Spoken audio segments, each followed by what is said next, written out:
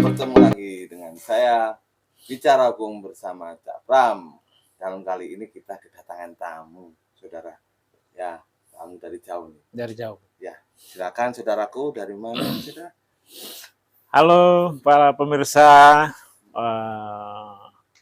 di hari ini saya memperkenalkan diri. Saya salah satu advokat muda yang di Surabaya, kebetulan asal Maluku.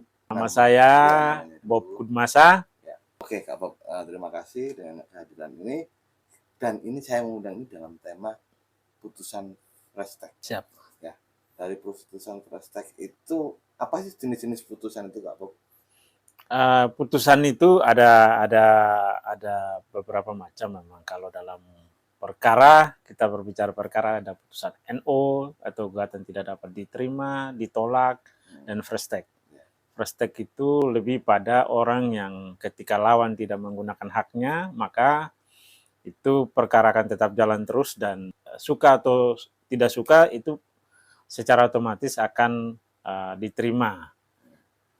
Tujuan dari putusan Prestek seperti demikian. Nah, tanda-tanda atau putusan Prestek itu dari mana ya, Kak Bob? Jadi gini, dalam proses hukum itu kan ada gugatan ya.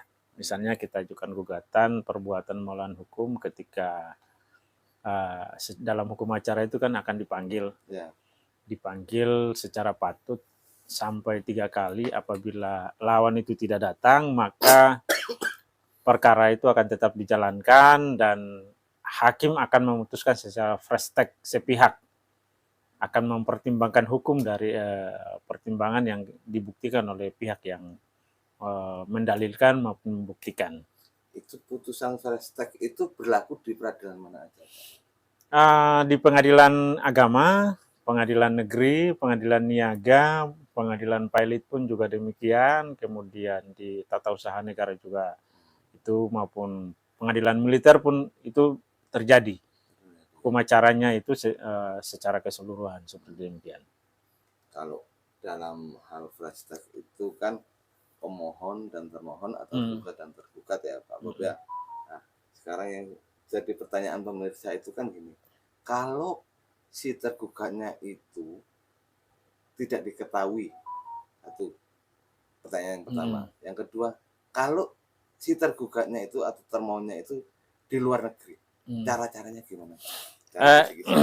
Ini kan kalau kita lihat dalam perkembangan hukum ini memang ada peraturan baru atau SEMA baru yang mana dalam Mahkamah Agung itu untuk menjamin kepastian bagi orang pencari keadilan, maka kalau lalu alamatnya tidak diketahui itu akan diumumkan melalui media koran, kemudian lewat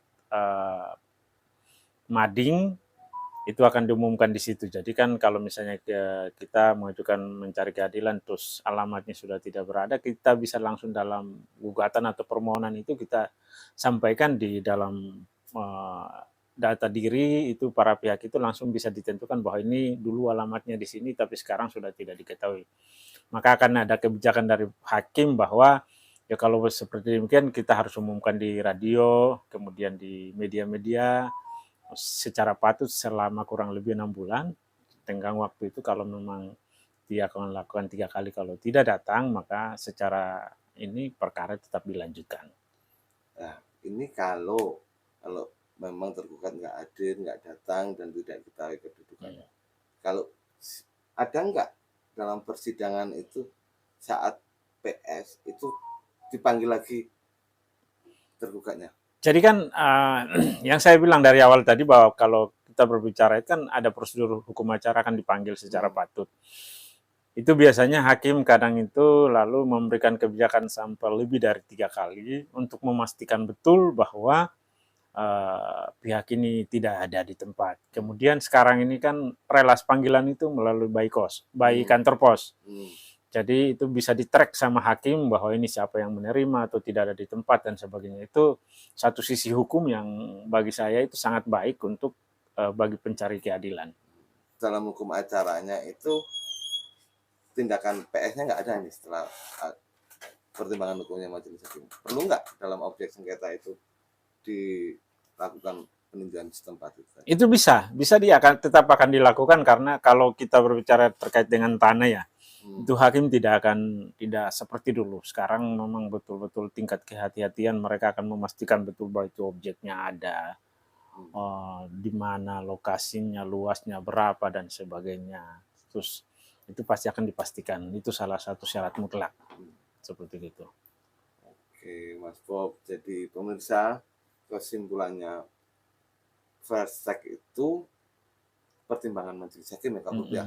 Sesuai hukum acara. Sesuai hukum yang acara diatur dalam ya. undang-undang. Ada pesan dan kesan untuk pemirsa Kak Bob? Bagi pemirsa yang di mana saja berada, jangan ragu kalau memang ada ketidakpemahaman hukum, bisa kunjungi podcastnya Cak Pram, bisa konsultasi dengan gratis, bisa kita akan saling membagi satu sama yang lain, kita akan membantu orang-orang yang tidak mampu untuk mendapat keadilan, kita siap untuk memberikan pendampingan hukum ke depan. Oke pemirsa, terima kasih Kak Bob di sini hadir untuk berbagi ilmu-ilmu hukum yang dia secara praktek dia udah menerjuni beberapa tahun itu Kak Bob. Kurang lebih mulai 2013 sampai sekarang, jadi lumayan bisa kita saling membagi. Terima kasih pemirsa, sekian dari kami bicara hukum bersama Cak Pram dan Kak Bob. Terima kasih dengan kehadirannya. Tetap semangat bicara hukum, gak tanggung-tanggung. Gak tanggung-tanggung.